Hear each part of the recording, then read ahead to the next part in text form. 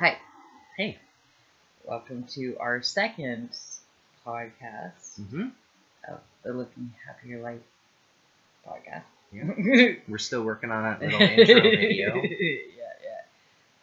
We thought we'd post one tonight because we've had a very exciting day. Mm-hmm. We have. Yes, well, some of us have. Some of us have. So kind of me. Kind of him. Yeah. Shall I tell everyone? I think you should. Okay. I started a new job today that required that I take city transit for the first time. So that made me a little bit nervous. But somebody was there with me. And they took the bus with me and walked me to work. Okay. Which was awesome. It was a great way to start the day. But I was thinking we talked about maybe how maybe start with how your stomach. Oh, yeah, totally. Because you have anxiety problems now. I do. Because you got sick. Yes. I've always had a bit of an anxiety problem, but since I got sick here, with this stomach thing that I had, anytime I get anxious now, it's like gut rot, like severe gut rot. It's very uncomfortable. And it happens just if I have a random thought, oh my gosh, I don't know if I can do this. My stomach just instantly starts to surge. So that was my challenge today, was getting through that. So we thought we'd talk about anxiety and how maybe we can deal with it, because it's like I have anxiety problems. I have problems with phones and webcams. Okay. So so we get it, and we all have to deal with it. So we deal with it. So So what does that mean for you? How do you deal with those anxious feelings when they come up? I do a lot of self-talk. I do a lot of self-talk for everything. Like whenever I feel negative or down or anxious, it's a lot of, I'm my own cheerleader, right? You can do this, Tara. You've done this before. Life is really not that bad. Okay. Whatever needs to be said to myself to get me back to where I am, and then breathe through it, and mostly just do it. Like no matter how anxious you're feeling, once you do it, it's not that big a deal. You're like, oh, okay, that was fine. You're saying just work through it. Just work through it. Pushing forward. Keep pushing forward, and recognize that every time. Like, my dad was saying, what the heck was he saying? He's saying that he used to get really bad anxiety when he was driving. But he knew that once he got to where he was going, I think it was a certain place or long distances or something, or dark. I can't remember exactly, but he knew once he got to where he was going, he said, "It's never as bad as I thought it was." And I know that because, I've done this before. So just reminding yourself, it's never as bad as you think it is before you're doing it. That makes sense. Because generally it isn't. The unknown is always much worse than reality. Yeah. When I make a phone call, like I have billions of really negative things go through my head, but it never happens. It's always easy, but it always seems like it's like the hardest thing ever. Yeah, when you're going through it, it is. It's I had a couple of moments today where I was like, oh, I should just tell him I'm sick. At like 2 o'clock, I think I thought that. And I acknowledged it, realized how insane it was, and just kept working. And I had a really good afternoon. But yeah, those moments when they come, they used to knock me right over. Oh yeah, they remember those days. Yeah. When you just couldn't do anything. Like getting out of bed. It's like, no, I'm gonna screw something up. Somebody's gonna be worse off because I got out of bed. Yeah. And I wouldn't move. Yeah. Or me moving because I had no choice. Yeah. You have to move, and just cringing all the way through your day, or hiding everything you feel, everything you are, just feeling yucky. Yeah. I don't like feeling yucky. No. So we don't anymore.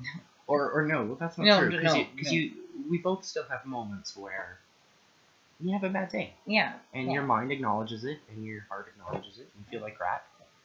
But It doesn't last. No, it That's doesn't. what I tell myself. It's temporary. And It's it only doesn't temporary. last. Like, now when I have a bad day, I actually only have bad hours. Like there was a time when I had good days, not, most of my days are bad, so I would have a good day rather than, and now it's increased, and now I have way more good days than I do bad because I just kept.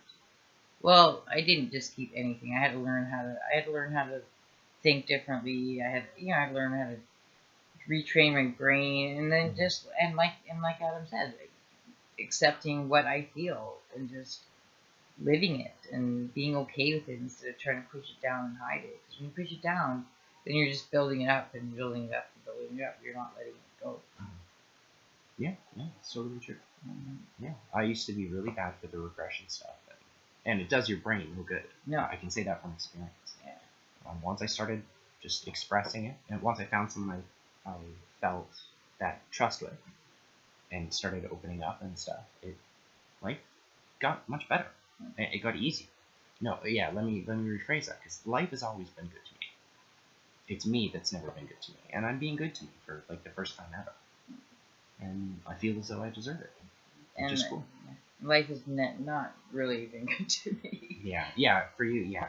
But for the first time, it is, because I refuse to let it get me down, and I look for the good stuff now, and I find it. It's not hard anymore. At one time, it was really hard to find good stuff. Now I don't even think about it anymore. I walk down the street and be like, oh, it's cold, but ooh, look, the leaves are pretty, like it's just it's automatic, and that feels good. It feels good to be able to be that way, and that's really why we're doing this, because we know how that yucky pain, grossness inside you feels like, and we don't want you to feel it.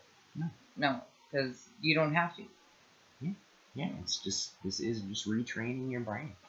It is, it's changing your perspective. But Really primarily, it's like the hard part is retraining. Oh yeah, I mean it is hard. I mean, there's a ton to it. Like there's retraining your self-esteem, like retraining all the thoughts that you think about, you retraining all the thoughts that you learned from being a child, like just forgiving people who hurt you, because these are all really, really tough things, but once you get through them, you are you're a much happier, much freer person. I've never felt so free in my life. Like I don't feel bogged down by anything. Like awesome. Even my job, which I love my job. It's a job. Everybody has crap that hate about it. People are people, but it doesn't bog me down. It's like now I can leave and go home and be okay. And even if something does hurt my feelings, instead of destroying me for weeks, I'm sad for about 10-15 minutes, and I'm like, okay, you know what? It really doesn't affect me because I don't care. I care. It's not that I don't, but I mean, I don't care when people think negative about me, because I know that I'm an awesome server. I'm awesome at my job. I'm really good at it. So I can't let their opinions bother me, because their opinions are because of their own stuff. Sure. I'm good. So why would I let somebody else make me feel like I'm not? Yeah, that makes sense to me. Yeah. Like Tara's farther along this path, we call it, than I am. I'm not as swayed as I used to be by other people's opinions, but I am still very swayed. Oh, I'm still swayed by people's opinions. It's hard, because I was such a people pleaser. Like confrontation? Hell no. Like, I stay away from all confrontation. You want me to do anything? Sure. Will you like me? Will you think I'm a nice person? I'll do anything for you. So it still hurts, but it's easier than it used to be, because I believe in myself now, so I don't need necessarily other people's opinion. Does that make sense? It does. And I imagine that was a lot of small victories that built up. Oh yeah, that was in no way, shape, or form did that happen overnight. Yeah. lots of. Well, I think that the first thing somebody said to me that made me believe that is that you can't be the nicest person in the world if you're not nice to yourself. And it made sense. I was like, okay, yeah, you know what, you're right. You have to, like, why? Why am I being nice to everybody else? So now I'm still nice because that's who I am, and I can't, I don't want to change. But I'm also nice to me. So if I need to say no for me, then I will. That's good. I think that's great. Mhm. Nice. High five. What else do you want to talk about? How are you feeling now? Are you feeling better?